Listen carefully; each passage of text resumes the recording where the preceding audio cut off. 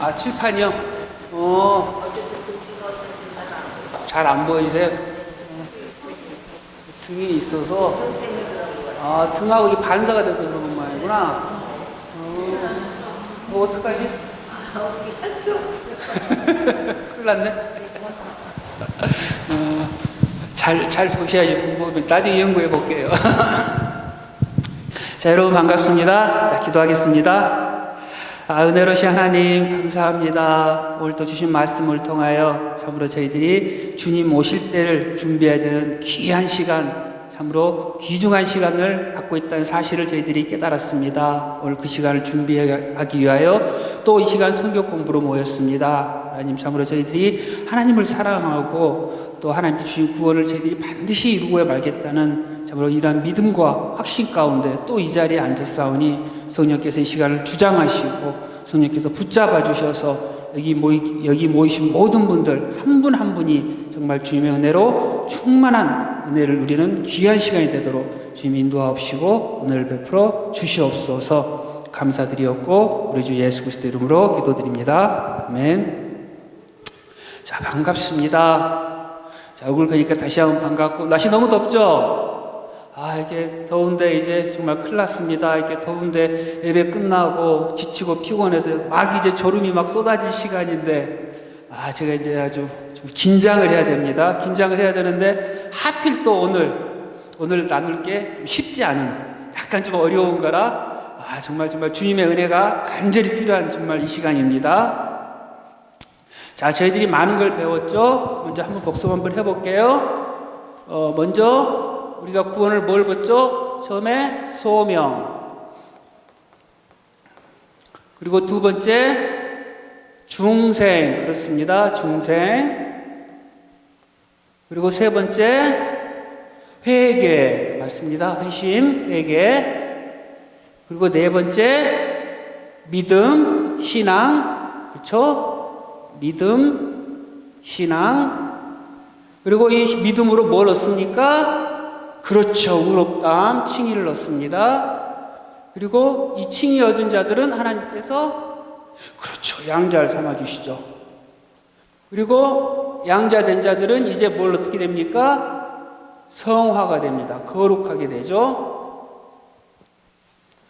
그래서 이 성화의 특징에 대해서 저희가 이제 저희들 공부를 하고 있습니다. 특징에서 공부를 하고 있는데, 첫 번째 성화는 예수 그리스도와 연합된 사람이면 반드시 나타나는 결과이다 라는 걸 배웠고요. 그리고 두 번째 또 뭘 배웠습니까? 중생한 자, 거듭난 자는 반드시 성화를 하게 된다. 왜? 중생은 새로 태어난 거고, 이 새로 태어난 자는 이제 성장하는 과정을 거친다. 그게 이제 성화다라는 걸 배웠고요. 그리고 또 이어서 뭐 했습니까? 성화는 성령이 우리 안에 있다는 증거가 된다.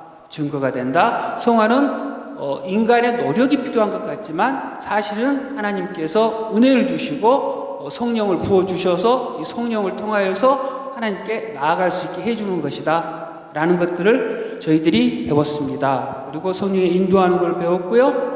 또 그리고 이 성화는 뭐였다?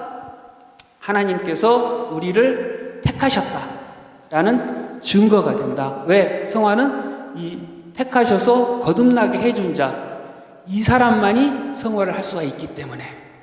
그리고 이 택하신 목적은 하나님께서 우리를 택한 자들을 거룩하게 하기 위해서 하나님께 택하셔서 구원하셨다 라는 것까지 배웠습니다. 그랬더니 이제 그 마지막 말미에 이제 어떤 분이 질문을 하셨죠. 이 성화가 됐고 성령이 오셨는데 그럼 그 성령은 우리는 거부할 수 없는 것이냐? 그리고 성령은 받은 사람은 반드시 구원을 받는 것이냐라는 그 질문을 저한테 주셨습니다. 아주 좋은 질문이었고요. 성화를 과정을 배우고 성령의 임하심을 배우면 바로 그런 의문이 생겨나게 되죠. 근데 사실은 제가 성도의 5번째 특징에 바로 그것을 하려고 준비를 딱 했는데 그분이 바로 그 질문을 하셨어요. 자, 5번째 성화는 뭐다? 성도 개인의 각자의 책임이다.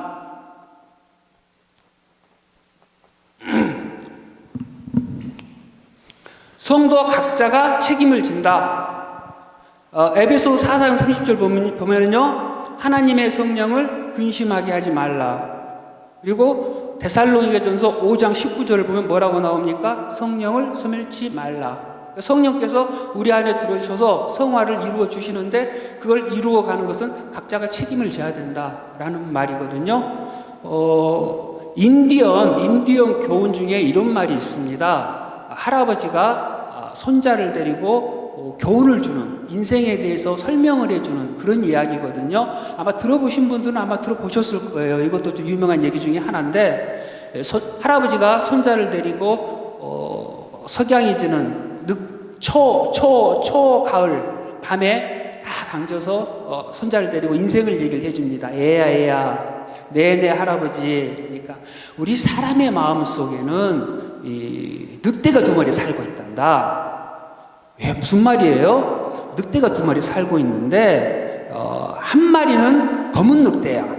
이 검은 늑대는 무슨 역할을 해주냐면 너를 화나게 하고 분노하게 하고 남을 미워하게 하고 거짓말을 하게 하고 남을 때리고 싶은 욕망을 갖게 해주고 너를 악한 길로 인도를 해줘. 그런 역할을 해줘.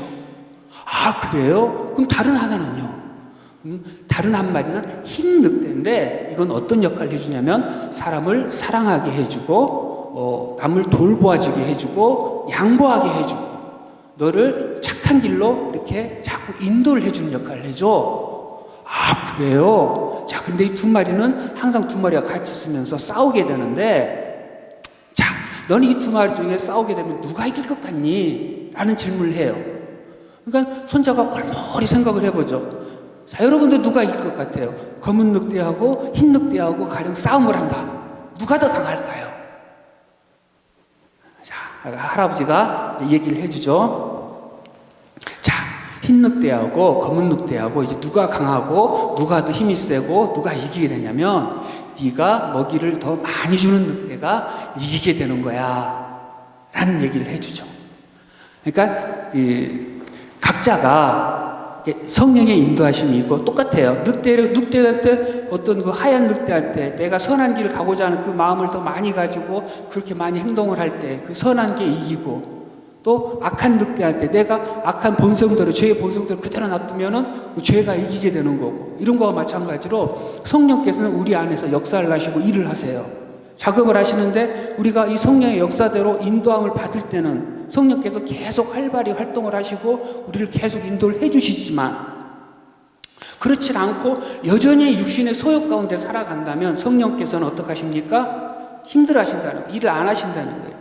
이게 이제 성령을 근심케 한다는 건데, 에베소 4장 30절을 보면은요, 이 말씀이 나오거든요. 하나님의 성령을 근심하게 하지 말라. 한번 찾아볼게요.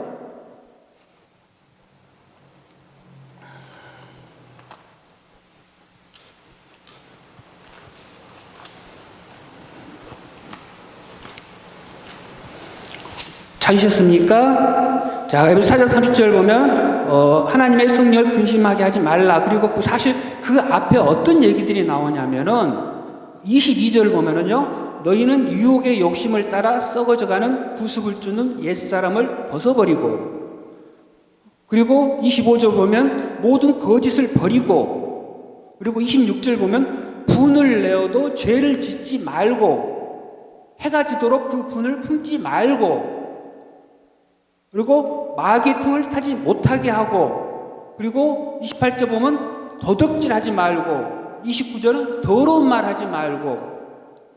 그러니까 쉽게 말해서 우리가 이 하나님의 은혜로 새로 거듭나고 새롭게 하나님의 사람으로 태어났음에도 불구하고 여전히 옛사람, 죄의 본성, 태어나기 그 전에 사람의 행동과 모습과 생각을 그대로 따라가 산다면 성령께서는 근심하실 것이라는 거예요. 그러니까 성령은 뭡니까? 어떤 기운이나 물질이 아니에요. 기운이나 물질이 아닌데도 불구하고 자꾸 착각을 하는 경우들이 있어요. 막 하나님께서 성령이 충만해지면 이야 하면 막 손에서 장풍이 나오고, 또 뭐 영화에서 본 것처럼 성령이 충만해져가지고 와 그냥 하나님의 기름 잔뜩 모아가지고 이야 하면서 뭐 귀신아 물러가라, 예수 그리스도 이름으로 귀신아 물러가라 그러면은 막 또 기운이 넘쳐가지고 막 그 능력이 놀라서 귀신이 도망가고, 이런 게 아니란 말이에요. 성령은 인격이세요. 우리가 인격은 뭘로 이루어졌다? 지정으로 이루어졌죠. 그러면 하나님도 인격이신 거예요. 그러니까 우리는 뭡니까? 하나님의 형상에 닮았잖아요. 그러면 결국 우리는 하나님의 모조품이라는 소리, 사실은 어떻게 보면 모조품, 가짜예요, 가짜. 하나님을 닮은 듯 안 닮은 것들이에요, 우리는. 근데 구원은 뭡니까? 하나님을 점점 닮아가게 되는 거거든요. 가짜가 거의 진짜처럼 되는 거예요. 이게 구원인 거예요. 근데 그래서 우리가 하나의 인격이듯이 하나님께서도 하나의 인격이신 거예요. 인격이셔서 우리 안에 들어오셔서 우리하고 같이 생활하고 우리하고 같이 기뻐하고 슬퍼하고 즐거워하는 거란 말이에요. 우리가 하나님의 일을 따르고 하나님의 일을 기뻐하고 성령의 인도함을 받을 때는 성령께서 기뻐하시고 즐거워하시고 더 많은 은혜를 주시고 더 많이 갈 수 있도록 은혜를 주시고 인도해 주시지만 자꾸 우리가 성령의 소욕을 쫓는 게 아니고 육체의 소욕, 옛 죄의 본성을 따라서 계속 생활을 한단 말이에요. 성령이 분명히 얘기하는 걸 무시하고 그러면 어떻게 됩니까? 성령은 그 안에서 근심하신다는 소리예요. 슬퍼하신다는 소리예요. 그러나 그렇다고 해서 성령이 없어지는 건 아니에요. 그 안에 있어요. 지금 이 안에 있지만 성령이 슬퍼하고 계신다. 그런 말씀이에요. 그리고 데살로니가 전서에서 나오는 성령을 소멸하지 말라. 이것도 같은 말이에요. 소멸하단 말은 뭐냐면 헬라어로 스베누테, 그러니까 불이나 등불을 끈다 라는 의미를 가지고 있어요. 그래서 끈다고 해서 완전히 물을 부어서 꺼서 없애버리는 게 아니고 이건 뭐냐면 성령을 불로 이제 표현을 해서 이건 무슨 말이냐면 불같이 타오르는 이 성령의 불길을 차갑게 만들어버린다. 식게 만들어버린다. 우리도 그런 얘기 있잖아요. 분위기 한참 좋은데 느닷없이 어떤 사람 하나가 이상한 소리 툭 해가지고 분위기를 싸하게 만들어버릴 때도 있잖아요. 그런 거하고 비슷한 거예요. 성령을 소멸시킨다는 것은 어떤 그 성령의 능력이 나타나서 활활 타오르게 일을 해야 되는데도 불구하고 그거를 못하게 분위기를 쉽게 만들어버린다. 그러니까 사람은 그렇게 할 수 있다는 거예요. 그러니까 우리는 이걸 어떻게 이해를 하면 되냐면 하나님께서는 각자에게 은사를 주셨어요. 그리고 하나님께서 역사하실 때 강압적으로 이걸 붙들어서 하질 않고 마음을 주세요. 그렇죠? 우리 그런 경험들이 있을 거예요. 어떤 마음이 들 때가 있어요. 그게 마음의 감동을 하나님께서 감동을 주신다고 그러는데 어떤 마음의 감동을 받을 때가 있어요. 어떤 누구를 보면 불쌍히 여겨지는 마음도 있고 내가 저 사람을 보면 뭘 도와주고 싶은 마음 들 때도 있고 간혹 어쩌다가 저 사람을 보면 내가 기도해 주고 싶은 마음이 들 때도 있고 어떤 그 사람이 가련해 보일 때도 있고 이런 마음들이 있잖아요. 경험들이 있잖아요. 또 교회를 바라볼 때 교회에 볼 때 교회에 자꾸 눈에 밟히는 것들이 있어요. 그냥 지나쳐도 될 건데 자꾸 이게 신경이 쓰여요. 그래서 이거 내가 어떻게 손 좀 만져봐야 되겠는데 내가 누구라도 만져봐야 되겠는데 하는 마음이 들 때가 있단 말이에요. 이런 게 성령께서 감동을 주시고 그 일을 시키시는 거거든요. 은사를 주시는 거거든요. 가령 내가 어느 정도 은혜를 받다 보니까 갑자기 불현듯 이런 마음이 들어요. 내가 다른 건 몰라도 공예배 꼭 참석을 해야겠다라는 마음이 들 때가 있어요. 최소한 내가 공예배는 참석을 해야지. 내가 그러기도 권사하고 내가 집사인데. 그런 것들이 전부 성령의 은사고 하나님께 은혜를 주시는 거거든요. 이럴 때 이걸 거부를 할 수도 있고 우리는 이걸 따를 수도 있어요. 그렇죠? 따르는 건 성령을 따르는 거고 거절하는 것은 성령을 소멸시키는 행위란 말이에요. 이런 것들이. 실제로 우리 교회도 불과 이제 몇 년 전에 이런 일도 있었잖아요. 이제 우리 교회 커튼을 보고 너무 더럽다. 그러니까 마음이 밟히는 거예요. 마음이 밟히니까 커튼이 너무 더러우니까 이거 전부 수거를 해가지고 세탁을 해가지고 누가 얘기하지도 않았음에도 불구하고 이렇게 하는 경우들도 있잖아요. 그런 경우도 있었고 성가대 복을 보니까 너무 이제 두려운데 하나님께서 받으시는 성가복이고 같이 하는 건데 이거 깨끗이 빨아가지고 같이 깨끗이 입고 하나님께 찬양을 드려야겠다. 그런 마음이 들고 이런 것들이 하나님께 주시는 마음이고 자연스럽게 해 나오는 과정이라고. 그러니까 우리 교회는 하나님께서 사랑을 하고 계신다는 그런 모습들이 보이잖아요. 그리고 권사님들이 아시겠지만 꽃꽂이도 권사님들이 몇 년을 고생을 하셨어요. 나이 드신 권사님들이. 고생을 하시니까 젊은 집사가 그걸 보고 있다. 권사님 너무 힘드시니까 젊은 누가 해야 되는데 하다가 아무도 나서질 않으니까 제가 할게요. 그래서 지금 또 봉사하고 계시는 분도 계시고. 이렇게 알게 모르게 우리 교회는 그런 하나님의 은혜가 나타나. 근데 이런 것들이 바로 성령을 소멸치 않는 행동이란 말이에요. 성령께서 역사하실 때 반응하는 거. 은혜를 주실 때. 그리고 뭐 교회의 어떤 뭐 교육부라든가 이런 걸 봤을 때, 아, 교육부가 이런 분이 필요한데, 또 하나님께서 마음을 주셔서 자꾸 마음을 가게 하는데, 아, 내가 어떤 그런 은사가 있는데, 그럼 내가 교육부에서 봉사를 하는 게 하나님의 나라에 더 유익이 되겠다. 교회가 더 도움이 되겠다. 이런 마음을 하나님께 은사를 주세요. 은사를 주실 때 그것을 하는 거예요. 이게 성령의 은혜를 받는 자들이 하는 것이고, 이런 걸 할 때 하나님께서는 기뻐하시고 더 이렇게 은혜를 주시는 거라고. 근데 이걸 하지 않으면 어떻게 됩니까? 성령을 소멸하는 거다. 성령을 소멸. 그러니까 성령께서 마음을 주실 때 하느냐 안 하느냐는 각자가 마음에 이제 있어요. 결정을 하는 거예요. 그렇죠? 그걸 결정을 하는. 근데 은혜를 받은 자가, 성령으로 거듭난 남자가 이걸 거부할 수 있느냐? 할 수 있다. 근데 거부했을 때는 어떤 반응이 나타나느냐? 그걸 한번 볼게요. 에레미야서 한번 봅시다. 에레미야서 20장 9절.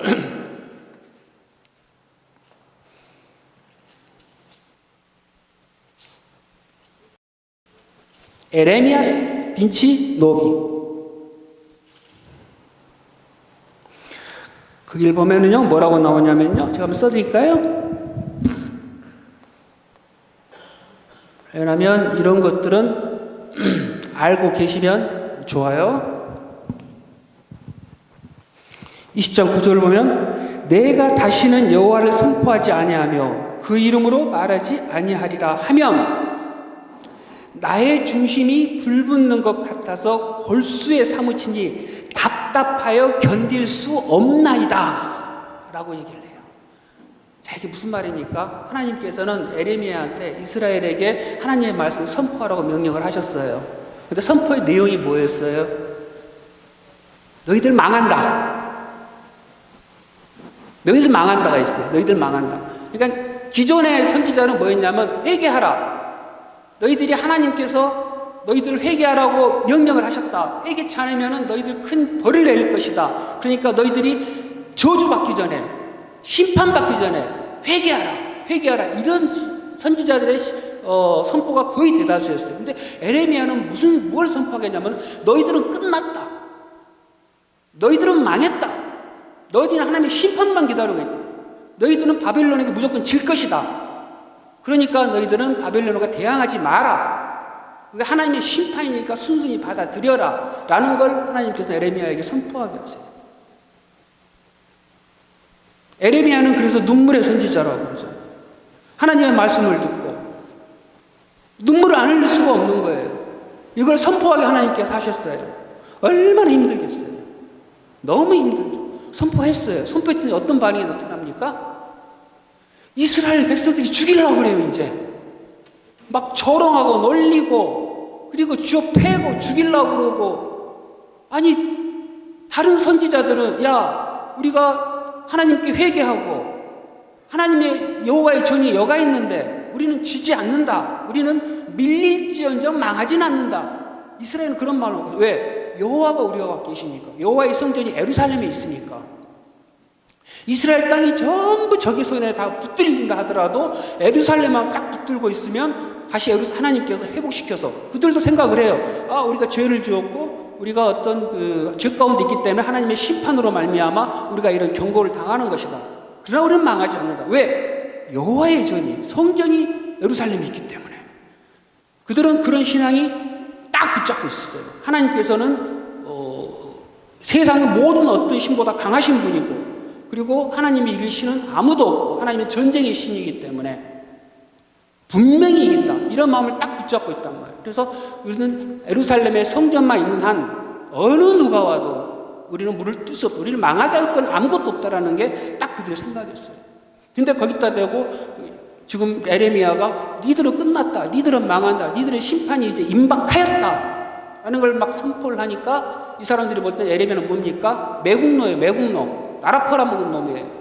딴 사람들은, 딴 선지자들은 야, 우리가 힘을 합쳐서 하나님 의지하고 하나님 믿고 하나님 순종하고 믿음으로 싸워 이기자, 나가자 막 이러고 막 하고 있는데, 에레미야서 다 부질없는 짓이다. 다 끝났다. 니들은 망하게 생겼으니까. 니들은 이제 다 포기하고 이제 바벨론에게 항복할 준비를 하고 하나님의 다음 명령을 기다려라 라는 걸 선포를 한단 말이에요.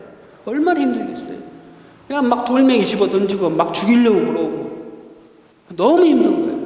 그러니까 에레미야는 이스라엘 백성을 생각하면은 그냥 마음이 너무 아프고 막 울고 또 하도 쥐어터지니까 아파서 진짜 아파서 울고 얼마나 아프겠어요. 돌멩이 쥐어터지고 구덩이에다가 막 파묻고 죽이려고 그러고 아파서 울고 또 자기가 너무 처지가 한심한 거예요. 너무 힘들어서 울고 맨날 울었어요.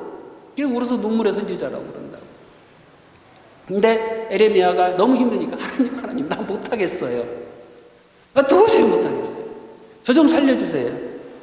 내가 정말 무슨 정말 힘들어 못하겠어. 안 할래요. 잠시 안 했단 말이에요. 안 했더니 지금 이 현상이 나타나는 거예요. 미쳐버리는 거예요. 답답하고 괴롭고 힘들어서. 그게 믿는 자라는 소리. 그게 믿는 자. 우리도 마찬가지예요. 하나님께서 은혜를 주시고 은사를 주셨어요. 근데 그걸 거부를 해요. 그럼 그게 편합니까? 막 마음을 찌르고 불편하고 답답하고 이게 뭡니까? 이게 거룩한 부담감. 하나님께서 부담을 주세요. 누구 일을 시킬 때. 답답하게 저거 해야 되는데 할 사람이 마땅히 없나 다 주위를 둘러보고 내가 해야 되나 말아야 되나 이런 부담감이 막 생겨요. 거룩한 부담감.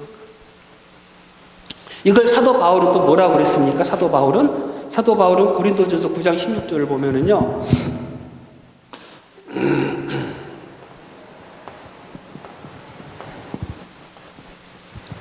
잘 안 나온다 이게. 더 안 보이시겠네.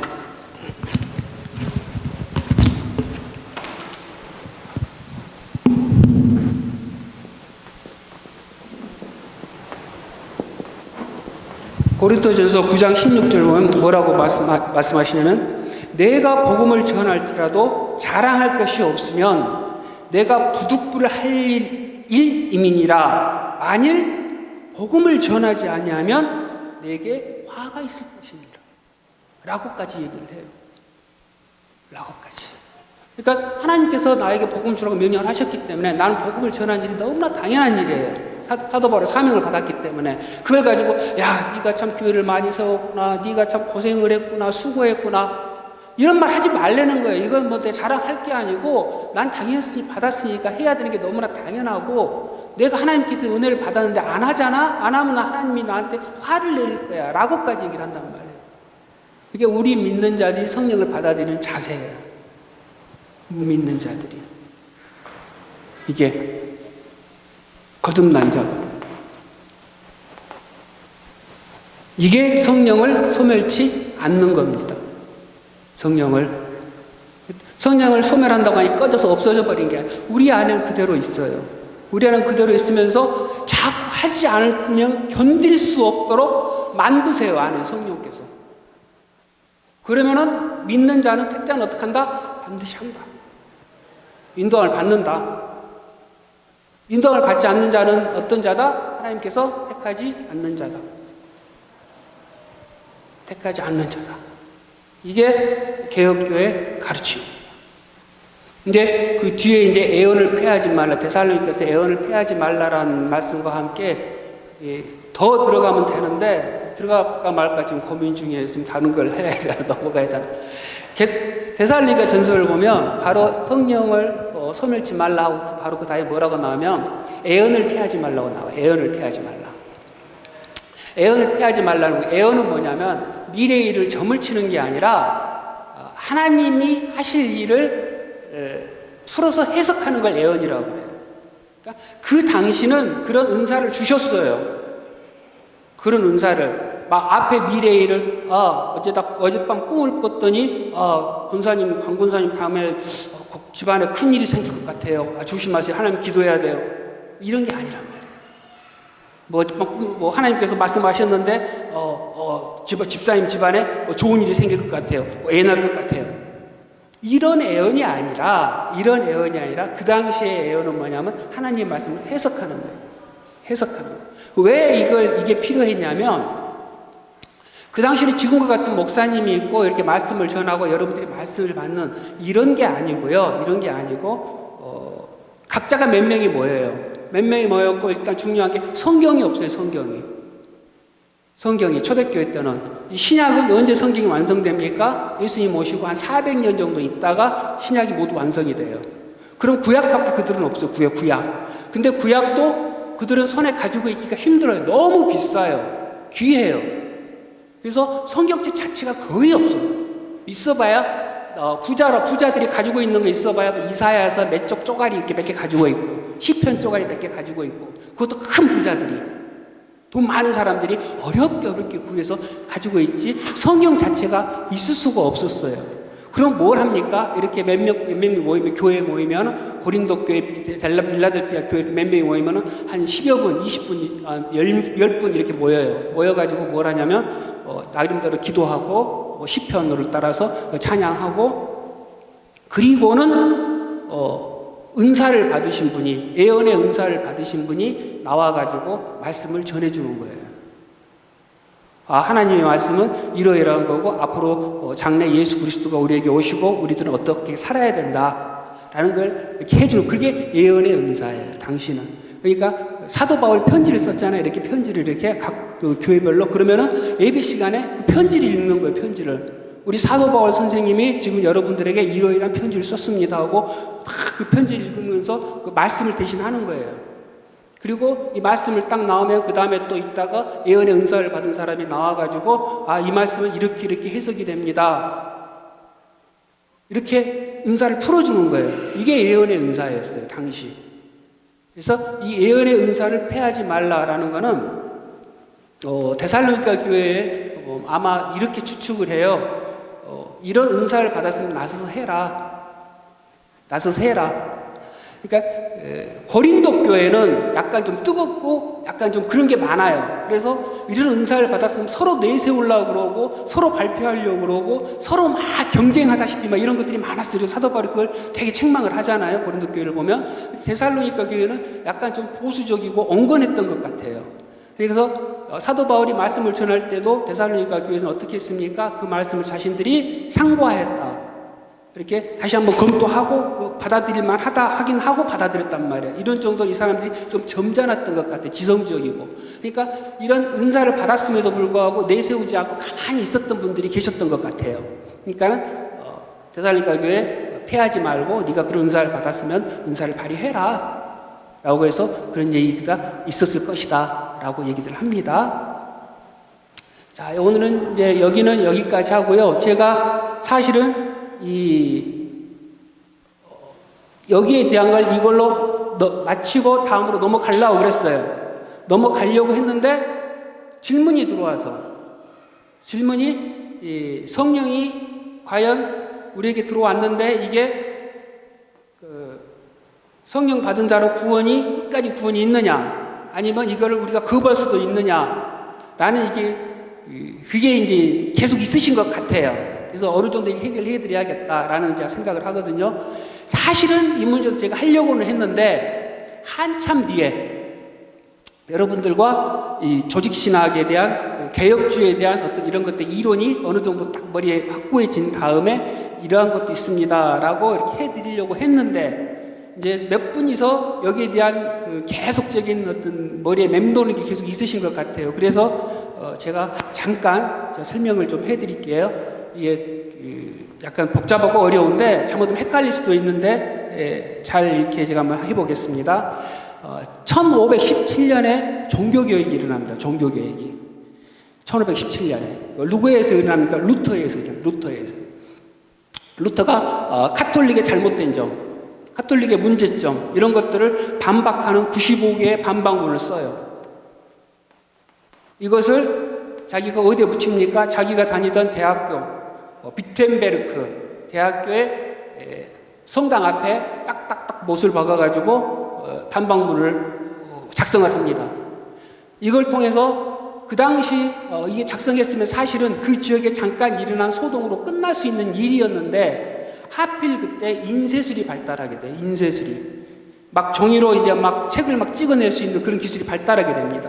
그래서 이 구텐베르크 성당 앞에 붙여진 이 루터가 붙인 반박문이 유럽 전체로 퍼져버리게 돼요. 그래서 난리가 나요. 난리가 나고 그걸 통해서 결국 뭐가 생깁니까? 우리 개신교가 생겨요. 우리 교회가. 카톨릭에서 떠나서 우리 교회가 생기는 거예요. 그때부터. 그 전에는 우리 교회는 생기지 않고 그냥 카톨릭만 있었어요. 그래서 이 종교개혁을 통해서 우리 교회가 생겨나게 되는데, 루터가 이 종교개혁을 통해서 교회를 하긴 했는데, 그것까지는 좋은데 어떤 교리라든가 어떤 신학적인 체계라든가 이런 거 허점이 좀 사실 되게 많았어요. 근데 이것을 정립한 분이 누구냐? 프랑스 분인데 장 칼뱅. 우리로 말하면 칼빈. 그 유명한 칼빈. 우리가 자꾸 칼빈주의 막 하잖아요. 그 칼빈이란 분이 천재예요, 천재. 그래서 이걸 전부 그분이 이제 법학도 공부하시고 뭐 신학도 하시고. 근데 그분이 이 전체적인 이 교리를 만들어요. 나이 불과 27살 때 기독교 강요를 했어요. 기독교 강요. 기독교 강요는 신학생들이면 반드시 봐야 될 책이고, 지금도 목사님들이 그 기독교 강요를 자주 보시면서 자기네 신앙을 검토하기도 하는. 그리고 이 칼빈의 어떤 그 가르침을 지금도 대부분의 목사님들이 따르고 있습니다. 개혁주의의 좀 사도 바울과 같은 분. 이 칼빈이라는 분이 이걸 쓴다고. 그러니까 27살 때 그걸 썼으니 어마어마하죠. 우리 20대 때는 뭐 했나 몰라요. 저 20살 때 생각을 하고 돌아보면 죄진 것밖에 기억이 안 납니다. 죄송하지만. 정말 부러운 분인데, 아무튼 그분이 주창한 게 뭐였냐면, 인간의 전적 부패.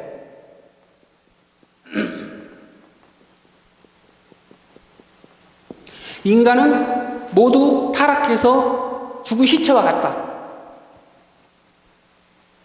사람에게 선한 것은 하나도 없다. 인간의 전적 부패를 이 사람이 주장을 해요. 그리고 하나님의 무조건적인 은혜, 무조건적 선택, 무조건적인 은혜. 하나님께서는 하나님 마음대로 하나님께서 구원할 자를 택하셨다. 그건 하나님 마음이다. 우리 인간이 뭐 할 수 있는 게 하나도 없다. 하나님께서 선택하신 거다 라고 얘기를 해요. 무조건적인 선택. 하나님의 무조건적 선택. 그리고 세 번째 뭘 하냐? 제한 속죄.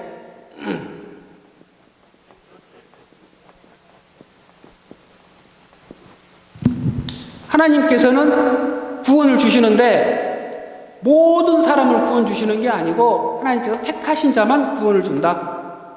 하나님께서 하나님 마음대로 택하고, 그리고 이 택한 사람만 하나님께서 구원하여 주신다 라고 얘기를 해요.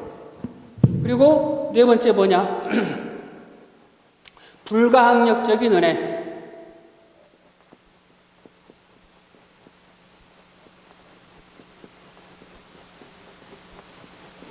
이게 한국말 모르신 분들은 정말 어려운 단어인데, 거부할 수 없는 은혜. 거부할 수 없는 은혜. 하나님께서 이렇게 택하셔서 구원을 주시러 마음먹고 은혜를 주시면 이 은혜는 어떻게 한다? 거부할 수 있다 없다? 없다. 거부할 수 없다. 하나님께서는 하나님이신데 니들 하나 구원 못하겠느냐? 구원하려 마음먹으면 반드시 구원시켜 주신다. 이게 불가항력적인 은혜. 그 다섯 번째 뭐냐? 성도의 견인.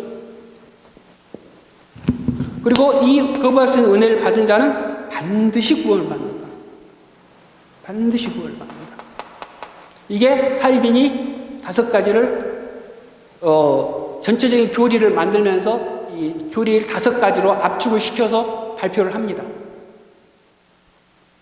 자, 그런데 여기에 대해서 반발하는 사람들이 나타나요. 반발하는 사람들. 뭐냐? 그럼 사람은 뭐냐? 여기서 사람이 뭐냐, 그간절. 사람이 할 게 뭐가 있냐? 그럼 사람은 뭐 하나님 만든 로봇이냐? 이거 말이 안 되지 않느냐? 하고 어마어마한 컴플레인을 합니다. 그리고 이들이 또 주장하는 건 뭡니까? 하나님께서 무조건적으로 선택을 했고 무조건적인 은혜를 줬다 하니까 많은 사람들이 내가 하나님 믿는다 하고 어떻게 삽니까? 이제 그 다음부터는 마음대로 살아버려요. 멋대로 살아버려요. 그래서 저따구로 행하는 저들이 과연 구원이 있느냐? 어떻게 보면 이거 카톨릭보다 더하지 않느냐. 카톨릭에서 우리가 저런 것들 때문에 나왔는데 다시 카톨릭으로 뭐 똑같다. 막 어마어마한 컴플레인을 합니다. 그래서 여기저기 막 거기에 대한 반발하는 이론들이 막 나와요. 그러는 와중에 특히 공격을 받는 게 뭐였냐면 하나님의 무조건적인 선택과 애지 하나님께서 미리 아시고 미리 선택하셨다. 여기에 대해서 아주 대단한 극심한 반대를 하게 해요. 그럼 정말 우리 인간은 뭐 하는 게 뭐냐 대관절. 하나님께서 애지애정을 하셨다. 그러면 그 죄가 그 다음에 왔지 않느냐. 그럼 하나님께서 그럼 죄도 그럼 뻔히 알고 죄질 거 뻔히 알고 냅뒀냐 그럼? 그럼 하나님이 죄를 만들지 않았냐 그럼? 만든 거 똑같지 않느냐. 너무한다 하나님이 너무한다. 라는 반발을 막 하게 됩니다. 어마어마한 반발을 하게 되죠. 그리고 그 다음에 이제 칼빈이 죽고 칼빈 뒤에 베자라는 칼빈의 제자가 아주 유명한 제자가 나타나요. 신학적으로 유명한 분인데 이분이 칼빈의 어떤 이런 것들을 쭉 거기를 하면서 이중애정론이라는 걸 발표를 해요. 이중애정론이라는 건 뭐냐면 하나님의 선택과 유기.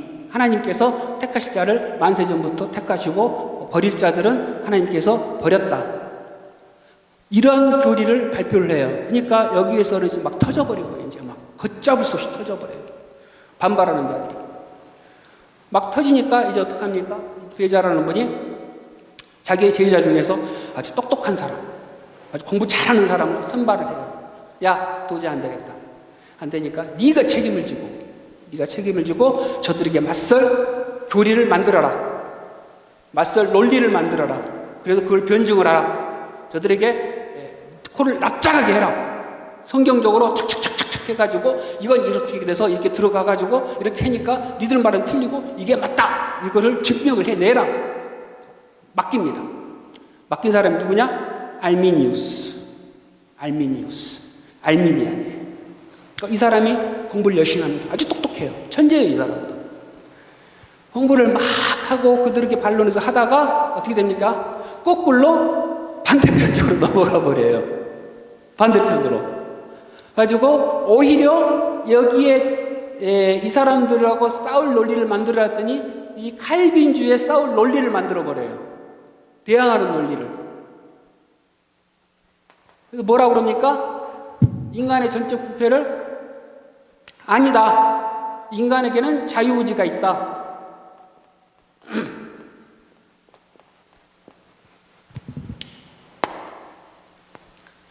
전부 부패한 게 아니고 하나님께서 인간에게 스스로 선택할 수 있는 그런 의지는 주셨다. 그래서 인간은 선행을 분별할 수 있다. 선을 분별할 수 있고 악한 것도 분별할 수 있고 그래서 인간이 스스로 결정 지을 수 있다. 좋죠, 사람들은. 그렇죠? 그리고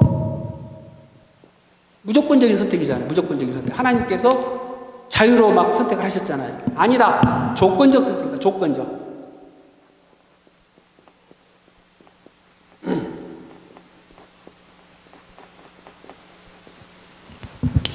무엇 조건이냐? 무슨 조건이냐?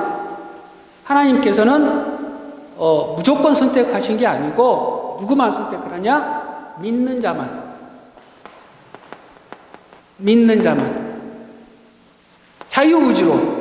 누가 믿습니까? 내가 믿으면 어떻게 됩니까? 하나님께서 내가 믿고 내가 회개를 하면 내가 내 죄를 깨닫고 하나님하고 상관없어요. 이때까지는 자기가 다 하는 거예요. 하면 하나님께서 이 사람을 이쁘다 여겨주시고 구원하셔서 거듭나게 해주십니다. 그리고 뭘 줍니까? 성령을 선물로 준다는 거예요. 성령을. 그래서 성화를 할 수 있게 해준다. 거룩하게 만들어준다. 라는 교리입니다. 그리고 애지애정이 나오잖아요. 애지애정. 로마서 8장을 보면 뭐라고 나옵니까? 로마서 8장을 보면 하나님께서 미리 아신 자들을, 그렇죠? 미리 아신 자들을 또 그들 아들의 형상을 본받게 하기 위해서 미리 정하셨으니 그런다. 그러니까 하나님께서 미리 아신 자들, 하나님께서 구원받기로 생각한 자들을 미리 아시고 미리 정하셨단 말이에요. 그리고 하나님께서 택하셨단 말이에요. 칼빈주의 이렇게 얘기를 하거든요. 근데 이 사람들은 어떻게 얘기를 하냐? 이 예지예정을 하나님께서 이 사람이 믿음을 가지고 구원받을 것을 미리 아셨다는 거예요. 하나님께서는 능력이 많으시고 모든 걸 다 아시는 분이니까 강권사님이 내가 신앙을 가지고 내가 내 죄를 회개하고 예수 그리스도를 믿는 믿음을 믿을 것을 2023년도에 그래서 앉아서 성경 공부를 하고 있을 것을 하나님께서 아셨다는 거예요.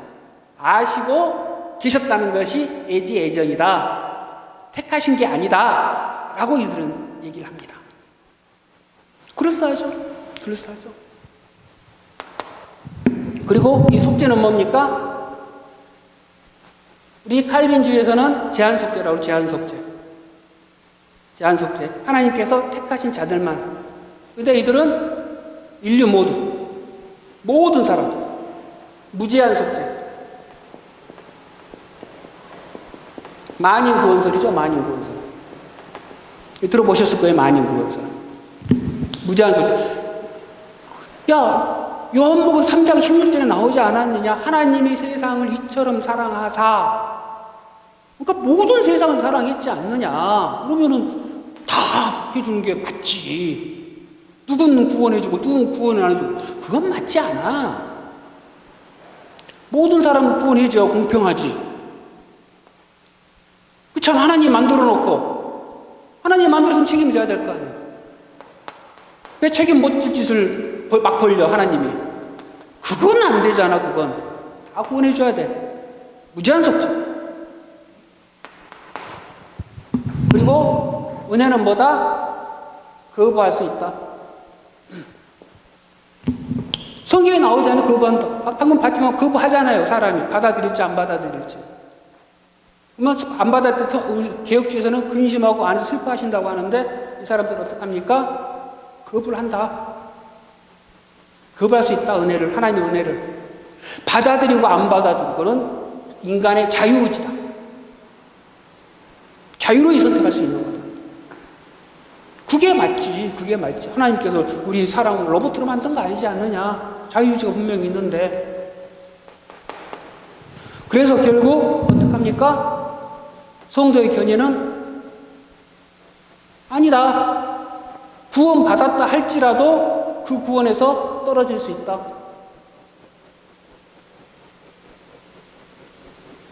떨어질 수 있다. 끊어질 수 있다. 개혁주의에서는, 칼빈주의에서는 하나님께서 어떻게든 얘를 끄집고 간다. 이제 성화 끝나면 견인할 겁니다. 견인도 아주 재밌어요. 우리가 잘못 생각했던 것들을 많이 고칠 수 있는 계기가 될 거예요. 견인. 떨어질 수 있다. 여기는. 여러분은 어디가 맞는 것 같아요? 인간의 합리적인 생각은 이쪽으로 많이 기울죠, 벌써.